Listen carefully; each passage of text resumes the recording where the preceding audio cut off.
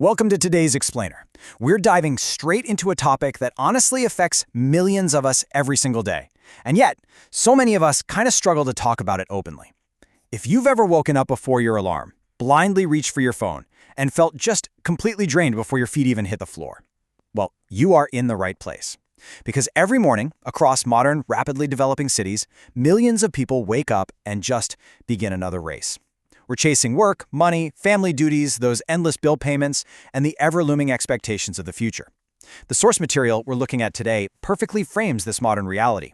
It paints this vivid picture of an urban landscape where hundreds of people are rushing forward at lightning speed, while inside, a single person's mind feels totally stuck and exhausted. So I want you to think about this for a second. What actually happens when that pressure never really stops? It's a pretty profound question, right? And it's an emotional hook because it validates a feeling that so many of us just try to ignore. We usually think of stress as this temporary state, like a looming deadline, a tough exam, maybe just a bad week. But what we're looking at today really asks us to consider the physical and emotional toll of a race that has no finish line. What happens when the mind is just constantly revving, like a car engine pushed to the red line, but stuck in neutral? Just look at the daily grind. 6:30 a.m., you wake up.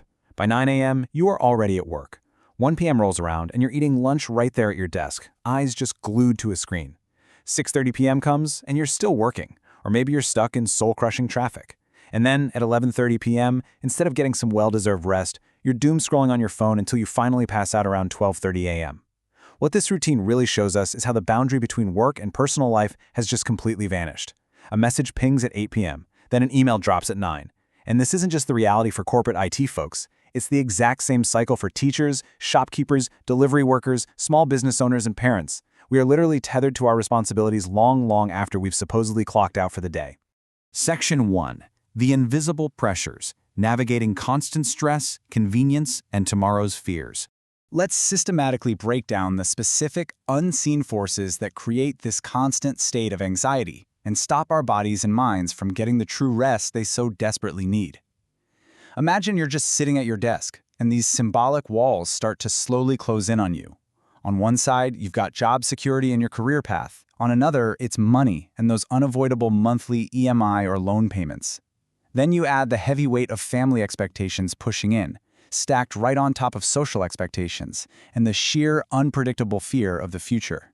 When these invisible walls constantly close in, your body's natural alarm system literally never shuts off. It leads to this constant buzzing restlessness, a total inability to concentrate, and so many lost hours of sleep. And honestly, the scariest part? Because these walls are invisible, you might find yourself feeling this way without even knowing exactly why. Now here is a really crucial point. It's not just our schedules that have changed, it's our fuel. On one hand, you have a traditional lifestyle. Think fresh vegetables, dal, roti, wholesome home-cooked meals that actually nourish the body. But then, look at the modern urban reality. In busy cities, convenience aggressively overrides nutrition. We rely heavily on fast food, highly processed packaged snacks, late-night app deliveries, and just frantically shoving food down our throats while answering emails. Our changing diet adds a massive, entirely physical layer of stress to a system that is already maxed out. Okay, I want to pause here for a second, because we need to be absolutely clear. A busy schedule or a bad diet alone does not automatically equal depression. Mental health is incredibly complex and multifactorial. It is deeply tied to our biology and our genetics, it's tied to our sleep quality, our environment, the health of our relationships, and everyday financial pressures. The sources we're looking at are super careful to emphasize that we shouldn't oversimplify mental health. It's not just one thing. It's the combination of all these factors interacting together in our modern lives that eventually tips the scales. Which brings us to the fear of tomorrow. Will my job remain secure? Will I earn enough? What happens if something goes wrong?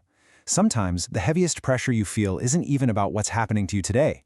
It's the paralyzing anxiety of what might happen tomorrow. Millions of people are out there fighting tooth and nail to build a secure life in rapidly shifting economies, constantly battling rising costs and everyday financial expectations. Let me tell you, it is absolutely exhausting to live in the future when you're just trying to survive the present. Section 2. The Comparison Trap, Social Media's Distortion of Reality. As if the workplace and the economy weren't enough to deal with, we now carry another massive, invisible pressure cooker right in our pockets.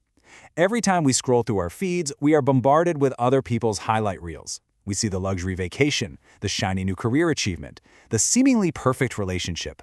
But what is completely cropped out of the frame? The mounting credit card debt used to pay for that vacation. The severe anxiety, burnout, and sleepless nights behind that big promotion. The hidden, quiet struggles behind closed doors.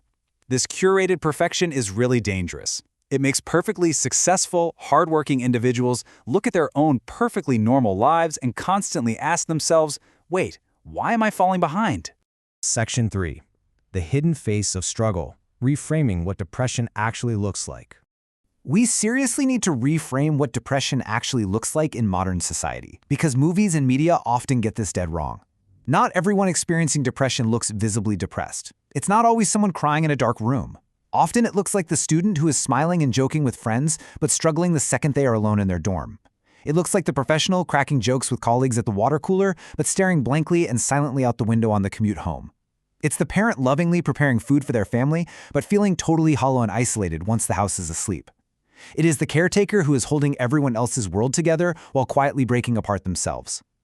People who are quietly struggling often continue working, studying, and smiling. And that is exactly why mental health deserves honest, open conversation rather than judgment.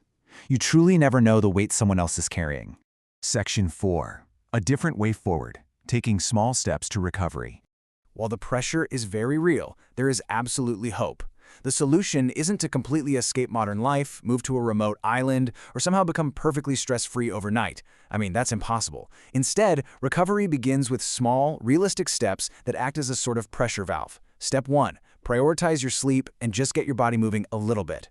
Step 2. Try to incorporate more simple, nutritious food into your diet instead of relying strictly on convenience all the time. Step 3. Cultivate genuine human connection. Have an honest talk with a friend instead of just liking their posts. Step 4. Establish healthy boundaries. Put the phone away before bed and create some actual time away from screens. And finally, Step 5, which is so crucial, seek professional support when you need it.